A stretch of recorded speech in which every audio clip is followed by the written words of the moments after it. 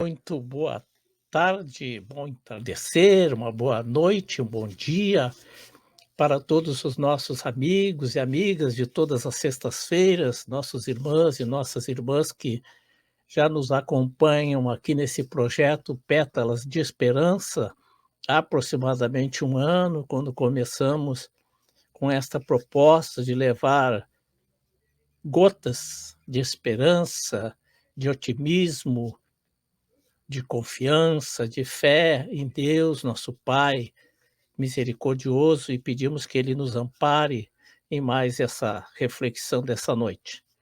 Iniciando mais uma pétala de esperança, nós vamos então trazer aqui à tela nosso convidado, nosso parceiro, nosso amigo, nosso irmão de caminhada espírita, o Jefferson Fagundes. Né, Jefferson? O Jefferson é da Sociedade Espírita Estudo e Caridade lá de Joaquina, aqui da Isso. cidade de Santa Maria. Seja bem-vindo, meu irmão. Obrigado, Ney. Uma boa noite a todos os amigos que estão nos assistindo nesse momento, os amigos que seguem as transmissões das lives da nossa casa, né, do Consolador, né, Ney? E eu não sei se esse projeto está ligado diretamente à casa, me desculpa se Sim. eu falhei na informação. Mas, enfim, Não. uma boa noite a todos, que a gente sabe que agora com a internet, né, as pessoas se vinculam de várias, não só as que frequentam a casa, mas de outras cidades e outros lugares, é uma ferramenta muito importante. Então, uma boa noite, sejam todos, agradeço a presença de todos desde já, e tomara que consigamos aqui fazer algumas reflexões nessa noite. Muito bem. As reflexões que eu me propus trazer para essa noite, com o único objetivo de que possamos refletir juntos, que possamos despertar o nosso pensamento a respeito do tema, né? Buscar mais informações, enfim, e que é uma questão muito importante e vai continuar sendo muito importante por muito tempo ainda para todos nós, que é o fato de auto nos conhecer, né? Lá na questão 919A do Livro dos Espíritos, o Kardec pergunta aos espíritos qual seria o meio mais prático e eficaz que tem o homem de se melhorar na vida, né, nesta vida, e resistir à atração do mal. E eles diziam: um sábio da antiguidade já vos disse, né, conhece-te a ti mesmo. E por que é muito importante esse exercício, né, essa desenvoltura que, dia após dia, a natureza, a maneira de como estamos projetados por Deus nesse universo, nessa engrenagem toda, enquanto seus filhos, suas obras, por que o universo todo, digamos assim, ele conspira para a nossa evolução, né? Porque na medida em que nós consigamos ir nos percebendo e nos conhecendo qual é a nossa verdadeira realidade, né, em todos os sentidos. Além disso, ir buscando a nossa individuação e a nossa relação mais saudável com o meio que estamos inserido com as pessoas, enfim, nós vamos ter uma vida mais feliz, né? E nós estaremos nos educando, vamos dizer assim, para ser felizes. Mas isso só acontece se a gente tiver conhecimento da nossa própria realidade. Porque ao invés de ficarmos achando que todas as situações que nos acontecem, sejam elas boas ou as que nos causam sofrimento, nos causam estresse, insegurança e qualquer tipo de angústia, todas elas, me desculpem, não é Covid porque eu já tive há 2 semanas atrás, espero que não seja de novo, mas apenas foi uma alergia, talvez. Eu vou colocar o relógio do lado aqui para a gente não perder a hora. Bom, então todas as situações com as quais a gente se depara na vida, nós criamos elas para nós, né? Nós temos uma contribuição significativa para que elas acontecessem.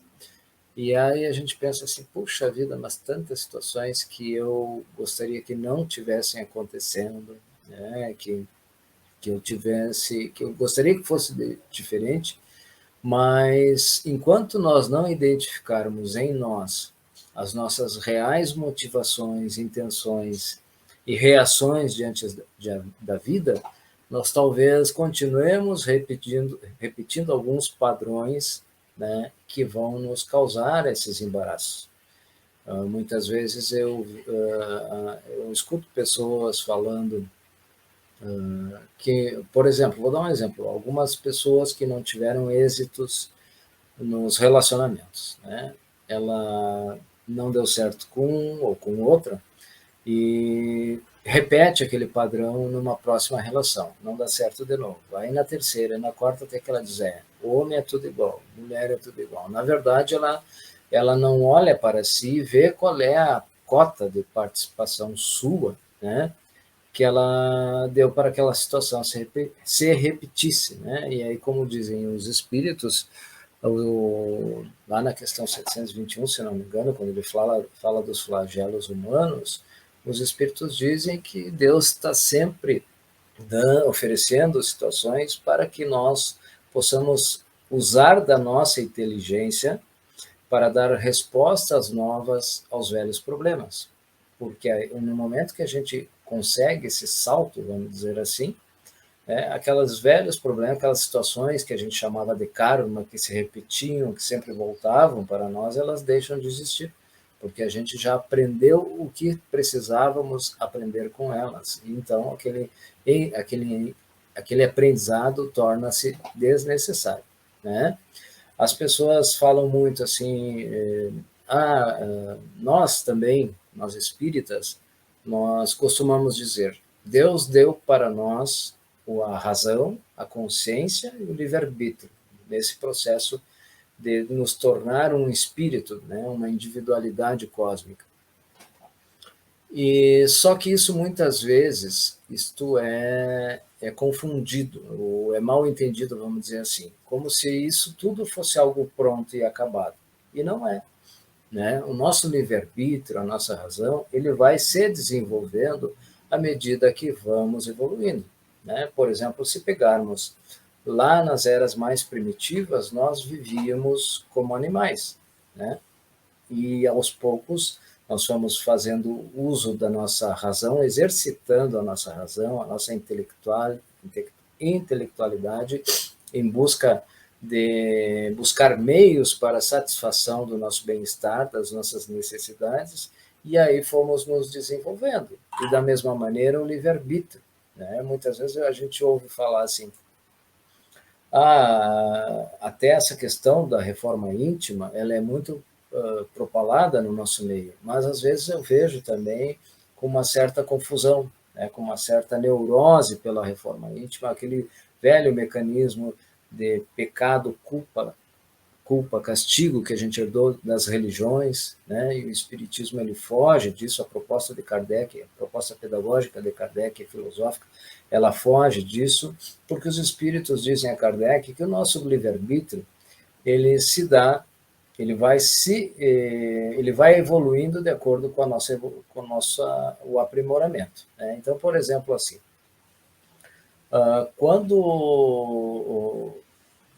por exemplo, vou dar um exemplo, uma criança, né? Quando ela começa a aprender a caminhar, ela vai cair alguns tombos. O seu pai, a sua mãe amorosos, eles não vão castigá-lo, né, ou condenar essa criança à eternidade porque ela errou nos primeiros passos. Muito pelo contrário, eles vão estimulá-la, vão ampará-la, vão acolhê-la, vão amá-la, e ela vai continuar até que ela né, consiga caminhar por si própria. E assim somos nós. Então, o que acontece? Quando cometemos um ato equivocado, né, quando não acertamos das primeiras vezes, nós vamos refletir e trabalhar as consequências desses atos. E nessa consequência tem o lado ruim, porque não existe uma causa sem efeito, né? Para toda causa existe um efeito. Então, se quando a gente age no equívoco, no mal, enfim, nós vamos trabalhar as consequências negativas disso. Isso é castigo divino? Não. Isso é um processo natural das leis divinas, mas que com o tempo, fazendo uso da nossa razão e da nossa vontade, nós vamos buscar uma mudança para melhor. Né? Por exemplo, se eu resolver me jogar de um prédio, né? Ou de um teto de uma casa, enfim, ou de um carro em movimento, seja o que for, né? Eu vou, muito provavelmente, me quebrar, me espatifar no chão ou, né, até morrer. As consequências desse ato é um castigo divino? Não, é uma consequência natural da minha escolha. E a partir daí eu vou sofrer com as consequências. Eu vou ficar sofrendo, limitado, quebrado, enfim, com consequências graves. E a partir daí eu vou refletir se aquela escolha foi acertada.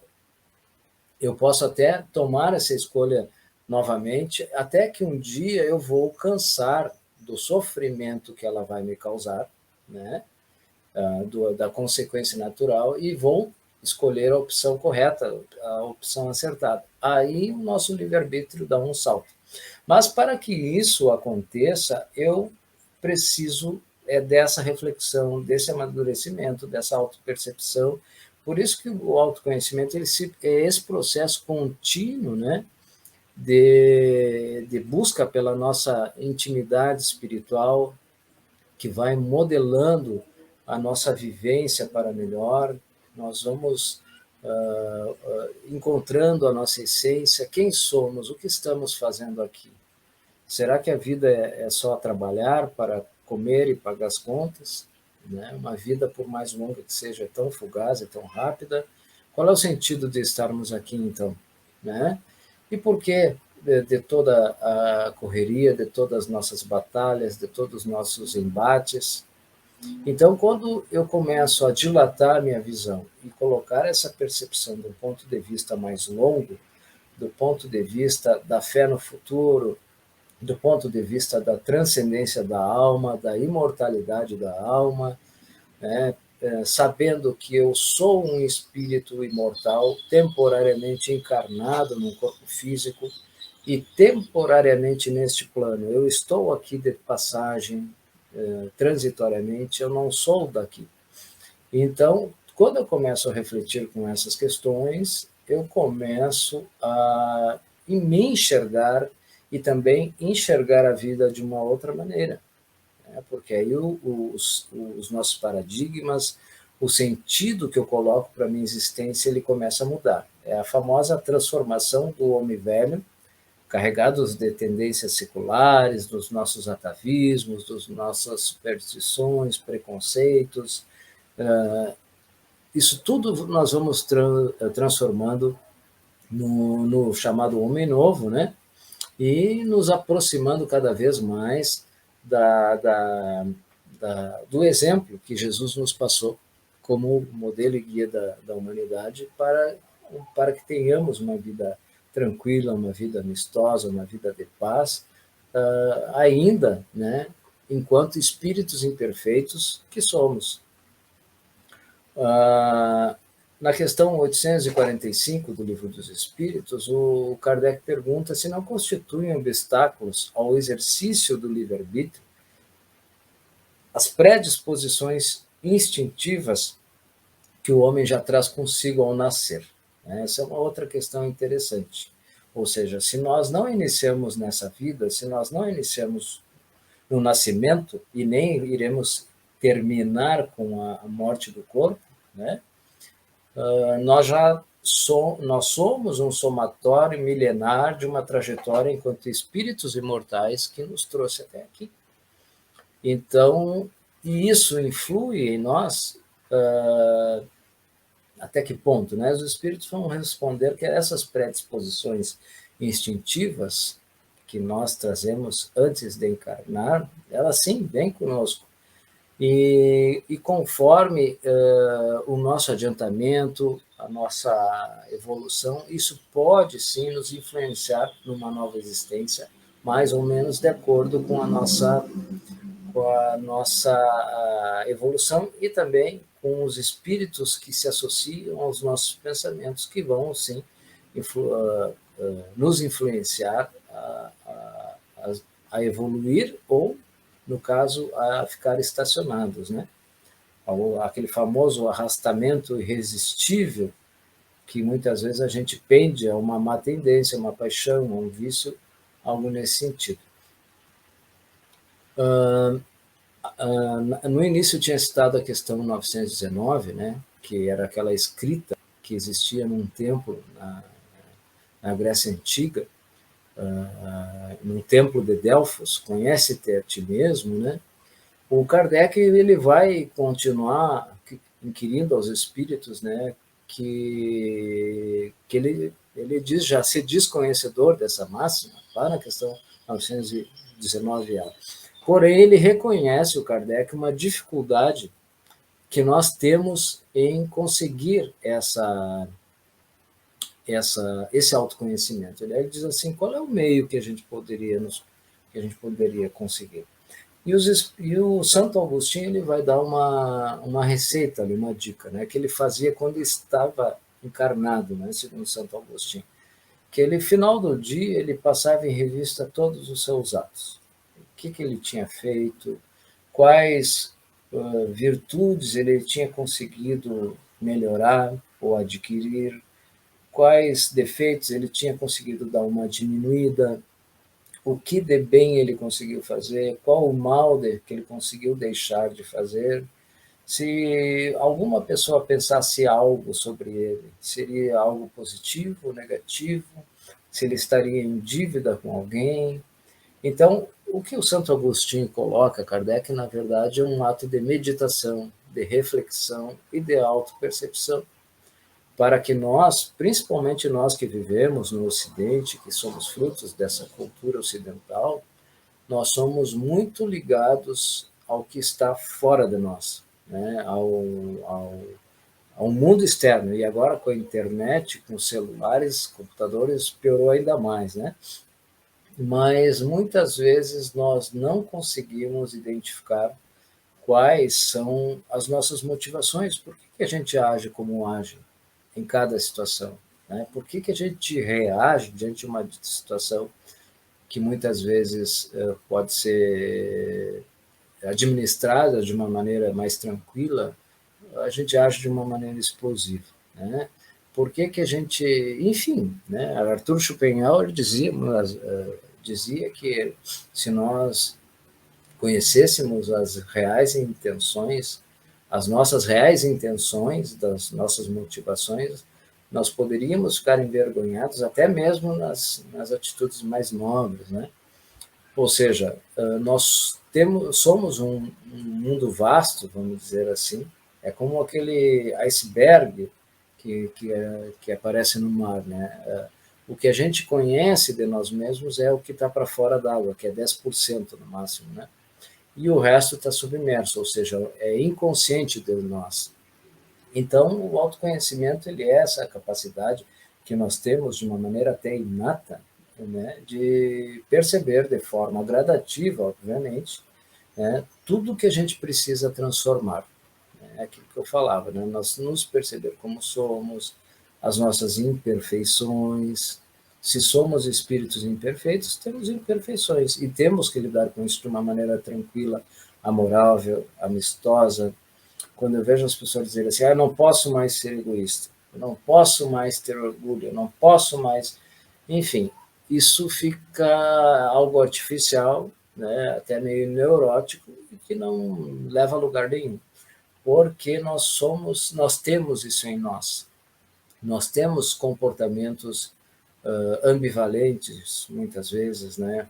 Nós oscilamos de um extremo ao outro, de ciúmes, indiferença de outro lado, né? Ganância de um lado, desperdício do outro, adulação de um lado, dominação de outro, submissão, enfim. Nós estamos sempre oscilando entre esses dois extremos que residem em nós. Porém, nós temos que buscar identificar isso. E quando a gente olha para isso de uma maneira tranquila, leve, se olhando no espelho, sem medo, sem angústia, isso fica mais tranquilo para a gente mudar, né? E a gente só consegue isso entendendo que somos espíritos imperfeitos, imortais, mas fomos destinados por Deus à perfeição, né? E fatalmente todos nós um dia chegaremos à perfeição, chegaremos à condição de espíritos puros, como foi Jesus quando ele esteve aqui na Terra, né? Mas para isso precisamos desse trabalho contínuo para despertar os potenciais adormecidos em nós, que já existem, né? Mas isso vai acontecer na medida que vamos ampliando a nossa consciência daquilo que somos, né? Eu gosto muito dos livros do Hamed, entre outros, que vêm complementando a doutrina espírita. E lá no livro Os Prazeres da Alma, ele fala que nós só tememos o que desconhecemos, né? E que nós precisamos, então, para não temer o desconhecido, viver numa constante reflexão a fim de nos autoconhecer. E ele diz ainda que viver uma vida sem reflexão é como escutar uma música sem melodia. E a gente muitas vezes percebe isso nas pessoas, né, que a gente convive, e nós mesmos, conforme varia a nossa autoestima, a nossa confiança, a nossa fé, a nossa esperança. Todos nós vivemos grandes atribulações na vida, desafios, né? E muitas vezes a gente oscila nessa autoestima. Se eu perguntasse a cada um de vocês como é que está a autoestima de você hoje, muitos vão dizer assim, está mais ou menos, está boa, outros vão dizer que está lá embaixo. E isso acontece porque nós trazemos, às vezes, do berço, vamos dizer assim, alguns condicionamentos. Eu gosto muito de uma imagem, que até eu uso em algumas palestras, que é uma imagem de um cavalo amarrado a uma cadeira de plástico, daquelas que tem em bares por aí, né? Essa imagem, ela reflete muito bem essa questão, né, dos condicionamentos que a gente traz de berço. Da mesma maneira que eu ficava admirado quando eu ia ao circo, quando era criança, que naquela época ainda os animais não eram tão respeitados como são hoje, né? E eram permitido número com animais em circo. E aí entrava no picadeiro um elefante gigantesco de toneladas e um homem, às vezes um domador baixinho, né, sem muita força, com uma corda fininha, dominava aquele elefante. Se ele dava ele tinha uma espécie de uma varinha, ele batia com aquela varinha no elefante, o elefante parava e obedecia e fazia tudo que ele mandava, dançava, sentava, enfim, ficava só nas patinhas traseiras. E eu me questionava, às vezes, sem entender, porque eu era uma criança, eu digo, mas como é que esse cara consegue fazer esse elefante fazer tudo isso, né? Esse elefante tem uma força para derrubar o circo, se ele quisesse. Mas aquele elefante, quando ele era criança, ele foi condicionado a entender que ele não era capaz de superar o seu obstáculo, ou seja, quando o elefante ele era muito pequeno, eles amarravam esse elefante com uma corda bem grande, a um tronco de uma árvore bem grande, e ele tentava fazer esforço para se libertar dali, até que ele via que não conseguia, e ali ele ficava. Então, eles condicionavam aquela situação, e a partir dali ele obedecia às imposições que lhe eram colocadas, né? E nós, seres humanos, nós somos mais ou menos assim.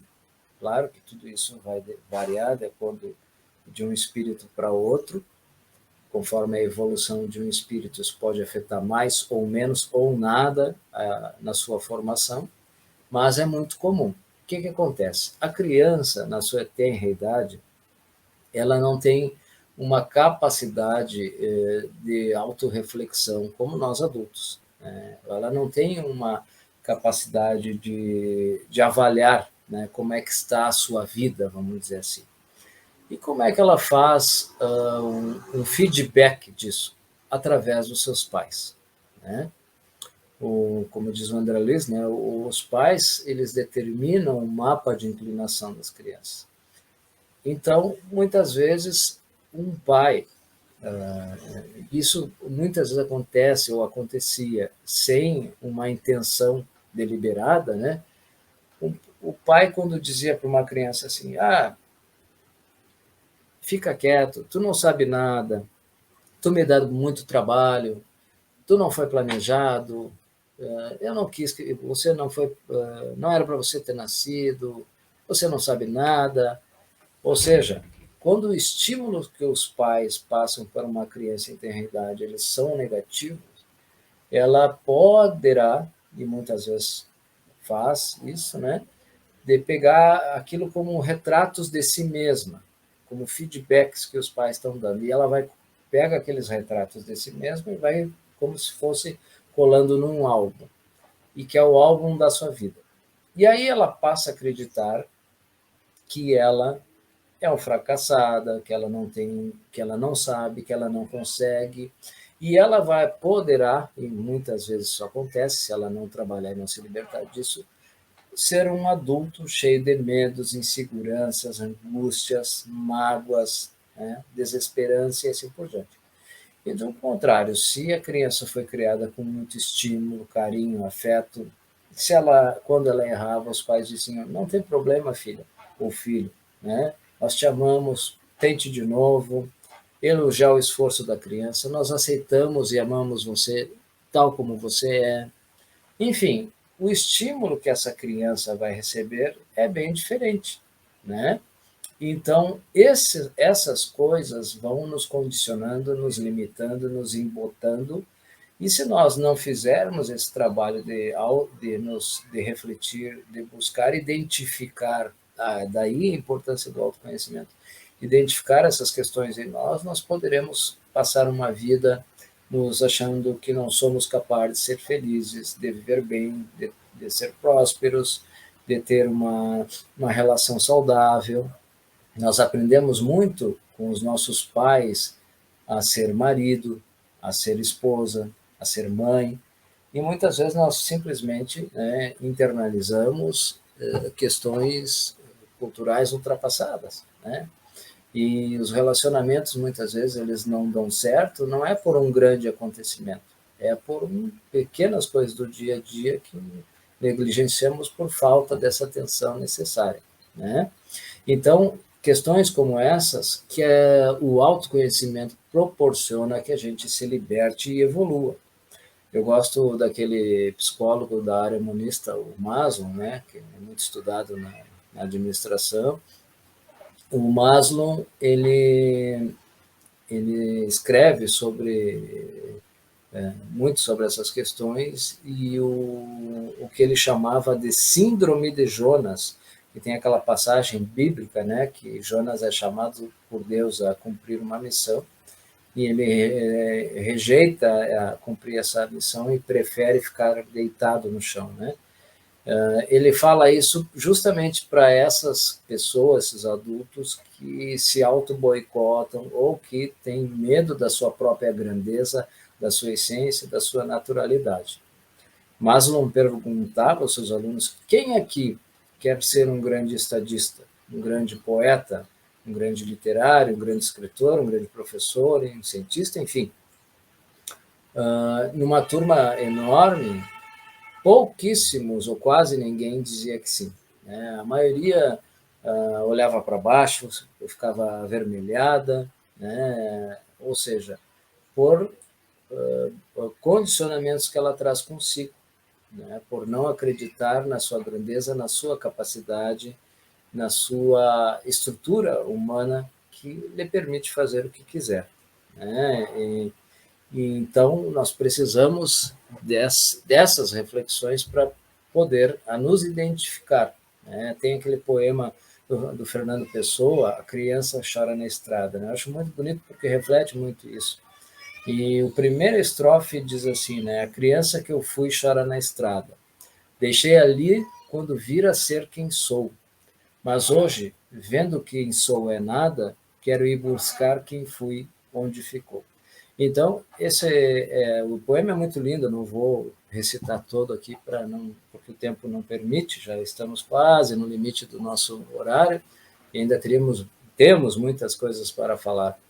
Mas o autoconhecimento ele vai nos proporcionar isso, vai nos proporcionar, inclusive, a viver, ter uma saúde física melhor, né? Como diz Jacques Lacan, as doenças são as palavras que não são ditas, né? Ou seja, a enfermidade, de alguma maneira, ela vai revelar o que está passando no nosso mundo interior. É uma espécie de espelho da alma, como diz o José Carlos de Luca, naquele livro Médico Jesus. Ele fala um capítulo sobre isso, porque todo o sentimento mal resolvido, não digerido e libertado de nós, ele vai acabar somatizando, né? Ele tem uma relação metafísica, uma ressonância com o nosso organismo físico. E ele poderá, né, a ciência fala muito nisso, né, hoje das doenças psicossomáticas, ele poderá também se refletir dessa maneira. Outra questão que o autoconhecimento nos proporciona é saber por que eu enxergo tanto defeito no meu vizinho, no meu companheiro, naquele que serve de espelho para mim. O Carl Gustav Jung, né, ele tem aquela tese da projeção das sombras, ou seja, que nós somos nós temos um lado luz, que são as nossas virtudes, e o lado sombras é os nossos defeitos, que nós, por não ter essa dificuldade de se olhar no espelho, nós deixamos no escuro e não queremos olhar, né? E isso vem de várias causas, né? Porque muitas vezes a gente acha que lidando com as nossos fantasmas interiores, nossos demônios interiores, nós vamos nos tornar mais fracos e, na verdade, não. Vamos nos tornar cada vez mais fortes, mais lúcidos, né? E mais verdadeiros. Porém, a gente não faz isso e acaba deixando no lado escuro, vamos dizer assim. Mas quando eu enxergo no outro os defeitos que eu tenho, eu acabo projetando a minha sombra no outro, e aí é como se essa pessoa colocasse um espelho na minha frente, me mostrando quem eu sou. E aí eu não gosto de me ver nessa outra pessoa e eu vou fazer tudo porque ela saia de perto de mim. Então eu critico, ah, eu acuso, eu atiro as pedras, né? Como dizia Jesus, atire a primeira pedra quem estiver sem pecado. Eu atiro pedra, enfim, principalmente naquelas condutas alheias, que as que mais me irritam são as que eu mais tenho dificuldade de admitir para mim mesmo, né? Então, por isso que a gente tem que prestar atenção e usar os julgamentos que a gente faz, as críticas que a gente faz para os outros, como uma pista, né, de todo aquele conteúdo que eu tenho dentro de mim, mas que eu ainda não consegui trabalhar. Então, o autoconhecimento ele vai justamente nos proporcionar isso, em suma, desenvolver as potencialidades divinas em nós, a nos aproximar cada vez mais da nossa essência, das coisas que nos levam a Deus, vão nos elevar na hierarquia enquanto espíritos, vão fazer com que a gente cada vez mais tenha facilidade de nos desprender das coisas que nos pegam, as coisas da terra, da matéria, da ilusão, que tudo isso é passageiro, né? A gente sabe, mas muitas vezes a gente não consegue romper com essas questões, como está lá no Evangelho, segundo o Espiritismo, capítulo 7, né, no quarto item, né, que o Kardec fala que em alguns espíritos é muito difícil a gente romper com esses laços que nos prendem às coisas da matéria, e por aí vai. Né? Então, aos poucos, né, na medida em que fizermos o uso dessa ferramenta, que é o autoconhecimento, nós vamos atingir aquela condição, né, de verdadeiro espírita, como está lá no Livro dos Espíritos, capítulo 7 também, desculpa, no Evangelho segundo o Espiritismo, capítulo 7, quando o Kardec fala, né, que reconhece o verdadeiro espírita pela sua transformação moral, obviamente, por todo o esforço que ele empreende no domínio das suas más inclinações. Né? Então, nós estamos aqui para isso, para melhorar, para passar por todas essas metamorfoses, né, que a vida, que teremos durante a vida, para nos tornar, para sair daqui dessa existência numa condição melhor do qual nós adentramos aqui. Né? Se lá no livro Os Mensageiros, da coleção do André Luiz, né, o espírito Manamés fala, o André Luiz, sobre os completistas, que de todos, que normalmente as pessoas que, em linhas gerais, né, nós conseguimos completar 25% do que a gente se programou numa existência, mais ou menos assim, se não me falha a memória. Mas quanto mais lucidez tivermos da nossa realidade, né, quanto mais atenção, predisposição tivermos para lidar com o nosso dia a dia, não achar que as questões que nos envolvem são banais, são triviais ou não merecem a devida atenção, nós vamos estar aproveitando essa oportunidade para fazer um melhor uso dessa existência, né, a fim de vivermos mais em paz conosco, com as pessoas que nos rodeiam, né, porque absolutamente ninguém evolui sem estar conectado às outras pessoas, e nós, enquanto espíritos imortais, fomos feitos para viver em sociedade. Nós só vamos encontrar a felicidade na medida em que a gente entender que essa felicidade só é possível se ela for compartilhada. Não adianta eu estar bem se o meu vizinho, o meu amigo, o meu irmão estiver mal, né? Então, enquanto eu pensar só em mim, movido pelo meu egoísmo ou pelo meu orgulho, isso não vai ser o suficiente para que eu tenha uma vida saudável, uma vida em paz, né? Então, todas essas questões, aos poucos, vão acontecer. Querendo ou não, fatalmente, como eu dizia antes, há na natureza forças que não nos empurram para isso. E quanto mais nós conseguirmos nos movimentar e nos apressar nessa caminhada, mais cedo usufruiremos, né, de dias melhores em nossa existência. Com as pessoas, com o planeta que nos recebe aqui, né, não estaremos destruindo e agredindo tanto esse planeta tão bonito e tão amado, mas é um processo lento, mas que vai acontecer também para todos nós. Então, resumidamente, meus irmãos, era essa uma pequena contribuição de um tema tão vasto, tão profundo, tão complexo também, né? Mas a gente traz assim um pequeno contributo no sentido de que nos estimule a buscar mais conhecimento, mais conteúdos, mais informações, porque com certeza essas metamorfoses que a vida nos apresenta vão fazer com que a gente saia da condição daquela lagarta, né? E para que consigamos bater as asas de uma linda borboleta. Muito bom, Jefferson, muito bom. Velhos problemas, novos condicionamentos. Velhos problemas, novos condicionamentos. Jefferson, temos aqui a participação de um amigo nosso. Literalmente é um amigo nosso. Eu vou colocar aqui uma pergunta também, tá? Sim, vou colocar na tela. Está conseguindo ler? Sim, o Sérgio. Um grande abraço, Sérgio. Para ilustrar-se, segundo o Hamed, o autoconhecimento dá à criatura sabedoria suficiente para que saiba julgar a si próprio. pré-requisito para poder entender os outros. Exatamente. Pergunto, o autoconhecimento nos ajuda a buscar aquilo que ainda não conhecemos, que está dentro de nós? Sim, com certeza.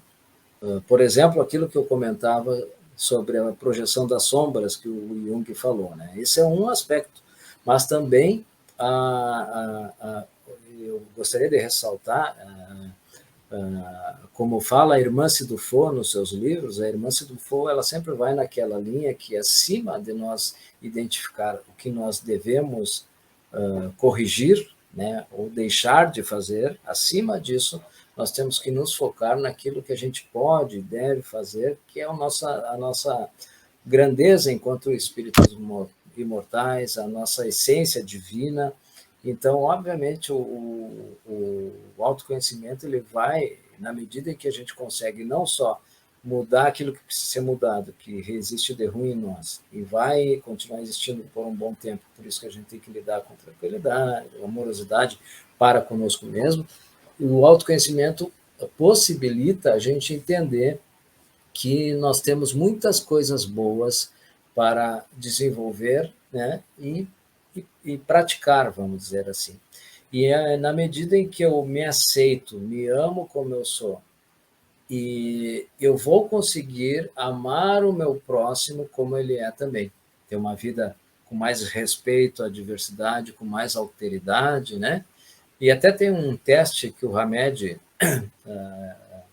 em um de seus livros, eu acho que é Os Prazeres da Alma também, ele, se não me falha a memória, né? A gente lê e esquece. É um teste bem simples, assim, que a gente pode, eu volto a dizer, não me lembro se foi o Hamed, mas ele recomenda que a pessoa se olhe no espelho, no fundo do seu olho, e diga para si mesmo: eu te amo como você é, eu te aceito assim como você é, né?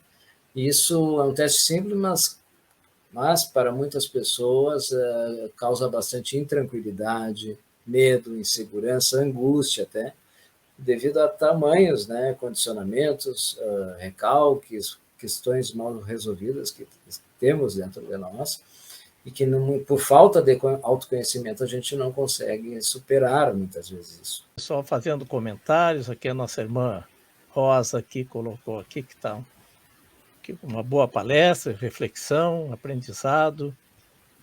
Sim. Um grande abraço, Rosa. O nosso irmão Sérgio aqui agradecendo, né? Sim. Companheiro de jornada, né? Do Lar Joaquina. Lar Joaquina também, uma grande figura humana. Temos aqui companheiros aqui, sabemos que agradecidos de essa irmã já, com certeza está em outro estado. A internet nos favorece nessa interação. Sim. Jefferson, nos resta agradecer pela tua disposição, por ter aceitado carinhosamente o convite que fizemos. Eu que agradeço.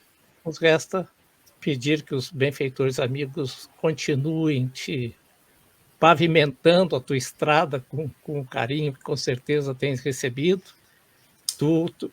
e desejamos muitas bênçãos para ti, para tua esposa, para a tua princesinha, né? Sim. A princesinha de vocês. Sim. Que o lar de vocês seja de bastante luz, de muita paz, e estamos muito gratos pela tua presença aqui hoje.